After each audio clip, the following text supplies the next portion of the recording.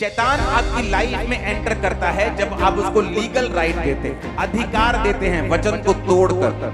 परमेश्वर ने एक बाड़ा बनाया है, एक सिस्टम बनाया है, एक ऑर्डर बनाया है। उस ऑर्डर को अगर हम तोड़ेंगे तो शैतान हमारी लाइफ में एंटर करेगा। हमें ये बात समझनी है कि आपका युद्ध जो है वो शैतान से है। कई बार लोगों को मैं आपको बताता हूं शैतान को कैसे पहचान सकते हैं आप लोग। जब अशुद्ध आत्मा एक व्यक्ति की लाइफ में होती है, वो उसे हमेशा गंदी चीजों की ओर आकर्षित करती है। अनक्लीन रहना, गंदे रहना। बहुत से लोग इस बात को नहीं समझेंगे, लेकिन बहुत से समझेंगे। गंदी स्मेल की ओर आकर्षित होना और बार बार उस स्मेल को सूंघना चाहना, यह भी शैतान की एक आवाज है जो एक व्यक्ति को बोलती है। और जब जब हम शैतान की आवाज को सुनते हैं, हम उसको लीगल पॉइंट देते हैं कि वो हमारी लाइफ में आए और काम करे। और बाइबल कहती है जब शैतान आएगा वो चुराएगा, वो घात करेगा और वो नष्ट करेगा। और यीशु मसीह आए कि हम जीवन पाएं और बहुतायत का जीवन पाएं। अगर मुझे शैतान अपनी लाइफ में नहीं चाहिए तो सबसे पहली बात, मैं शैतान की बात को सुनना बंद करूंगा। जो अटेंशन सीकर हैं, जिन्हें शैतान लगता है कि ये एक अटेंशन पाने का अपने परिवार की तरीका है, वो भी आजाद नहीं होते।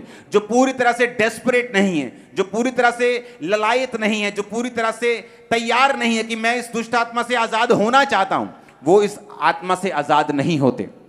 और वो लोग जो शैतान को बहुत ग्लोरीफाई करते हैं, जो जीसस से भी ज्यादा नाम शैतान का लेते हैं, जो अंगीकार करते हैं कि शैतान उनके अंदर है, शैतान इतने सालों से उनके अंदर है और शैतान बहुत बड़ा है, ये बड़ा बड़ा जादू टोना है, जो अंगीकार करते हैं उन चीजों का जो शैतान ने उनको दी हैं, वो लोग भी शैतान के बंधनों से जल्दी आजाद नहीं होते। हालेलुया। बाइबल कहती है शैतान आपकी लाइफ में एंटर करता है जब आप उसको लीगल राइट देते हैं, जब आप उसको अधिकार देते हैं वचन को तोड़कर। परमेश्वर ने एक बाड़ा बनाया है, एक सिस्टम बनाया है, एक ऑर्डर बनाया है। उस ऑर्डर को अगर हम तोड़ेंगे तो शैतान हमारी लाइफ में एंटर करेगा। परमेश्वर ने कहा तुम अपने माता और पिता की इज्जत करना। जो कोई माता और पिता को कोसे वो मार डाला जाए, पिछले नियम में लिखा है, सिर्फ कोसने पर ही। और परमेश्वर ने कहा अगर तुम अपने माता और पिता की इज्जत नहीं करोगे, आज्ञा नहीं मानोगे, तो तुम्हारी जिंदगी के दिन मैं छोटे करूंगा। यह एक ऑर्डर है परमेश्वर का।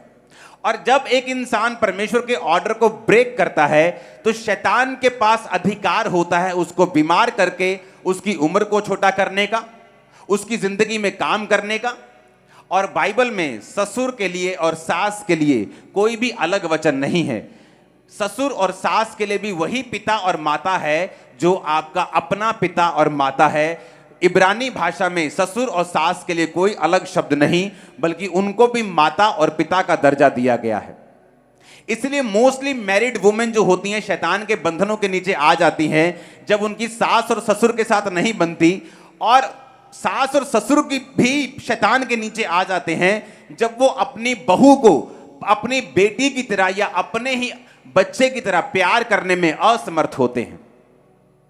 ये परमेश्वर का ऑर्डर है। जब आप ऑर्डर ब्रेक करेंगे तो शैतान एंटर करेगा। यीशु मसीह शैतान को बोले शैतान निकल जा, कहता नहीं, मुझे ऐसा कर सूरों के झुंड में भेज दे। क्यों? शैतान ज्यादा था, 5-6 हजार 12 हजार था, इसलिए नहीं, क्योंकि वचन टूट रहा था, क्योंकि सूअर चराना पाप था और जहां पाप हो रहा था शैतान ने कहा मुझे वहां भेज। और यीशु मसीह ने भी उसे मना नहीं किया। और बाइबल कहती है वो वहां सूरों के झुंड में बैठकर उनके बीच में घुसकर उसे झील पर ले गया और सब सूअर मर गए और सब चरवाहे आकर यीशु मसीह को जाने के लिए बोलने लगे। अगर मुझे शैतान से, अगर आपको शैतान से पूरी रीति से आजाद होना है तो हमें यह बात समझनी है कि परमेश्वर ने एक ऑर्डर बनाया है, एक सिस्टम बनाया है। अगर मैं उस सिस्टम को फॉलो करूंगा तो शैतान के पास कोई भी अवसर नहीं होगा कि वो मेरी जिंदगी में अंदर आए।